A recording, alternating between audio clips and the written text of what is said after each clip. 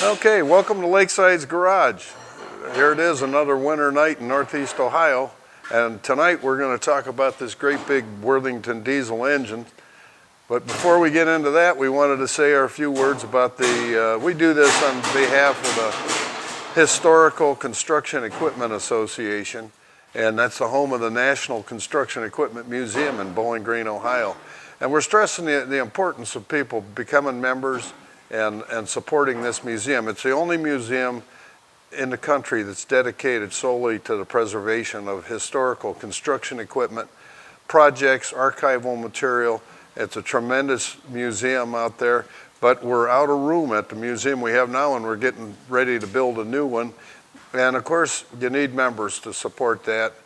Individual members, corporate members. Individual memberships are $35 a year. You can go online, or Joe will give you information on that. And corporate members are $500 a year. You get a direct link to your website. And it's a heck of a, there's a good group of people that, really people that are really into construction equipment. A lot of people run fleets of construction equipment, and operators, and people from all walks of life. But it's a great group to support. And, if you haven't joined already, join, you won't regret it. You get a really good magazine, the Equipment Echoes magazine, 4 times a year. And give us a try. I can guarantee you won't be disappointed. Here we are back at this big Worthington diesel. This engine was built in 1943 for the United States government, and it went to a military defense post in Long Island, New York. It was Montuak or something. That's Montuak, Long Island, New York. And they had 2 16-inch guns at this installation, which they never fired. And then I guess a couple other smaller ones. But this engine was stationed there from 1943 or 44 until 1948 or 9. And then it went to another user. But it was used, they had, according to their drawings, I think that Joe is showing you right now, there was 3 of these in this installation originally. This engine is, it's got a 10 3/4 inch bore and a 14.5 inch stroke, which I wrote down, that gives it 7,896 cubic inches. Displacement in the cylinders. Each cylinder is, when you look at each cylinder, it's like looking at a 5-gallon bucket has been shoved up into the cylinder. It's about, for a comparison, it's about what it's like. It's almost like a 5-gallon bucket. Yeah, each cylinder is 1,316.06 cubic inches. As you can see inside the engine here, the piston, in comparison, would be like sticking a 5-gallon bucket down the cylinder. I see a little bit better now that I got the light on the camera. It's one heck of a crankshaft as well. It is a inline 6-cylinder. I wonder what the torque is on it. Yeah, 460 RPM. I like to point out, everybody, the air cleaner. Yeah, that air cleaner, here's the oil line, I'm assuming. That probably holds 10 or 15 gallons of oil just in the air cleaner. And then this is the flywheel of the engine. And I think, the way they don't have a regular starter on these engines, but they have an air system that puts air through the engine valves and gets this engine actually running and turning over on air. And it takes a tremendous amount of air to get this thing going. But once you get it going, and I suppose once you get this flywheel turning, then you flip this, there's a handle up here, as clear as I can tell from the, you flip it over to diesel, and, no, that's not, it might be on the other end. But you flip it over to run on diesel, and hopefully she takes off. This is the exciter for the generator. This is the AC generator, which puts out 460 volts. How many amp is it? That's the real question. 4,716 it looks like. Amps. 4,000 some amps? Yeah. Just a little bit more than your home 200 amp service breaker. As Dad mentioned, the air starting system pointed out here, the hookup for the air starting system is actually right here, is where you would hook up your giant air compressor. Now the Worthington is still in business. Believe it or not, Worthington is still in business, but it's Worthington compressors. It's kind of funny how they made an engine that needed an extremely large amount of air to start it, and they're an air compressor company. Well, we have we're a big Worthington air compressor out back in the junkyard from the 1930s. So as we mentioned, it starts on air. Here's actually the manifold, or the line that actually runs down along the side of every cylinder and supply the air to every cylinder on startup. Now, Sam pulled the valve cover off of this cylinder, and this shows the valves, and these are the push rods and the rockers for intake and exhaust valves. just an idea of the size of the push rods. You know, when you put your hand around a push rod, that's one hell of a push rod. Rocker arms for size comparison. You know, the average adult human hand is only about halfway across the rocker arm. I think the springs for the valves, I've probably seen about the same size spring on some small cars for suspension. Yeah. And I did weigh this engine when we brought it in, and it weighs 32 ton. And we had a fellow corporate member, Grimm's Crane Service, had a 65-ton crane, and then Sam had our 52,000-pound Taylor forklift that loaded this thing, and Sam and Grimm's figured that all out, and I just backed the truck under it and hauled it home. But we're going to build a building over it. We're going to leave it on a trailer and keep it inside until we build a building over it, and then hopefully we get it running someday. I think it takes, the base for just this engine takes over 30 yards of concrete just for the engine. For Terry Welch, or anybody associated with, what is it, the Rock River Thatchery up there, since this starts on air, we're not 100% sure exactly how the air system works. I know Terry had commented on Facebook that they have one that's a little bigger actually. So Terry, if you watch this and you're familiar with the air starting system, you might need some insight actually how that works on it.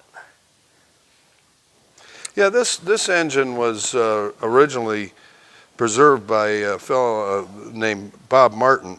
He got it when it was taken out of service, and he preserved it. He did a really good job of keeping it. I think he's the one that painted it, and kept it inside of a building in Kent, Ohio. That's about where it was about 14 miles from where we're at right now.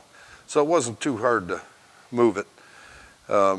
But Bob was forward thinking. He got this thing in around 81 or 82 and preserved it so that it can be preserved forever. And Bob has passed away, but his son, John Martin, contacted us, and we were able to get it from John. So, and along with the GE locomotive and that big Waukesha, which we found more history on that too. But this one we thought was pretty interesting, that it was used in national defense during World War II, and had quite a history. And I think we've got the ledger book that shows the hours that this was run after that from the company that had it before. We haven't been able to figure out who that company is yet, but it was only run in a standby capacity, and it just was started, you know, maybe once in a while they would make notes that there was a thunderstorm and they started it, or just for, you know, to make sure it still ran, just a test run. Does anybody have the location of a muffler Anybody that would happen to have a muffler laying around that is, I would say, probably 8-inch or so, call up your local Midas and see if they have a 8 or 10-inch muffler. I also want to point out on this the lubrication system, which is pretty interesting, I found. So each one of the glass bulbs here are for a lubrication point, and oil is pumped up to here. It's more like a distribution manifold. You can see in the directions, I was reading them the other day, about how you adjust the lubrication points on everything. And what they point out is you got to back these set screws, you got to back them off all the way. Then it says to screw them back in to adjust the amount of flow. I think it is also pointed out that the glasses should be clear, and then with that you should be able to see the oil flowing through them. I think they actually mentioned on there that you use fill recite glasses, fill glycerin gun with a feed mixture. Remove the small screw under the sight glass, screw in the end of the glycerin gun into the hole, and turn the handle of the gun until it is full. It's pretty neat. Early, if you want to call it a early pressurized lubrication system. It's pretty interesting. And everything else on the engine, instead of having like a belt-driven water pump or anything, you got an electric motor for your giant water pump. That's the other thing. How much of a radiator do you need to cool a 7,000 odd cubic inch engine? Yeah, I think this had more of a heat exchanger setup on it. They do note on the original plans here with the 3 engines, they have, if you notice here, it says evaporative cooler for these to be hooked up to. So, kind of interesting. It was part of battery number 113, which, as Dad mentioned, had 2 16-inch guns. And, you know, thanks to Bob and John Martin that they've preserved this thing and made it possible. We'll at least have it as a static display, but hopefully running. And thanks to them, that's going to be possible. I want to point out, I'll go more in depth. I'm going to put some YouTube videos together on this because it is a very interesting engine with a very storied history, even though it was standby. You know, it moved around quite a bit, and for a 32-ton engine, I would, suspect that it was not an easy move just to move it around. So we're going to try to dig up some history on that, but it is interesting here to look at a couple of the entries into the book. Wherever it had gone to, I think it was reading through here, one of its destinations was a power plant, because there is a note in the book, not sure which page it was on because everything is handwritten, but there is made mention in here of steam turbines, changing out parts on a coal crusher. So it sounds like one of its homes was for a standby generator for a power plant. But we'll go a little more into detail on this. Book is very interesting. Even hold some of the pages here, back from the 1950s. The first entry into this book is 1949. Now we know it was installed at the military base in battery number 113. That was at Camp Hero. They called it Camp Hero.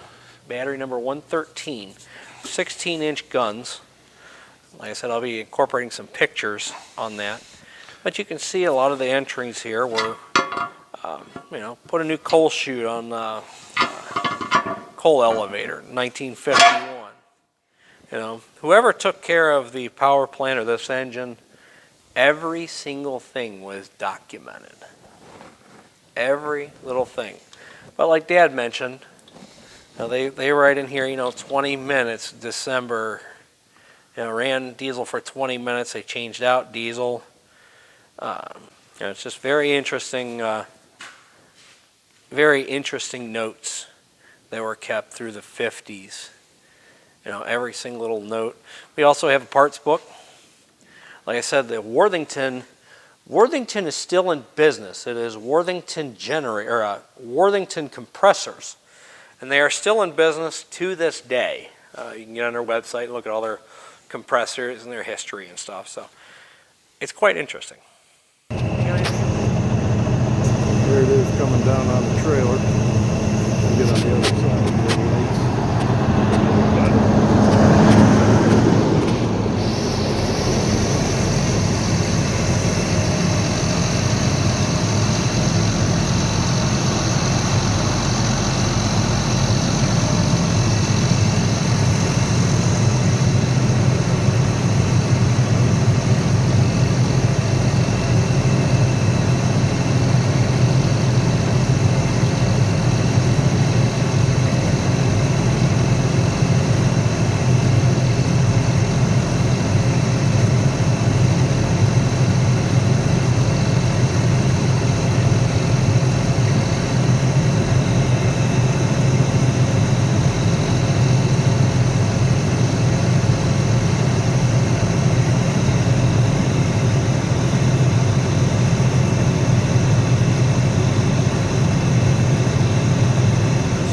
Thank you for joining us, and as we learn more about this engine, I'm sure we'll be filling people in, and once we get it set and all through the process of learning about it up to getting it running, hopefully, and hopefully maybe sometime next year we'll have it running.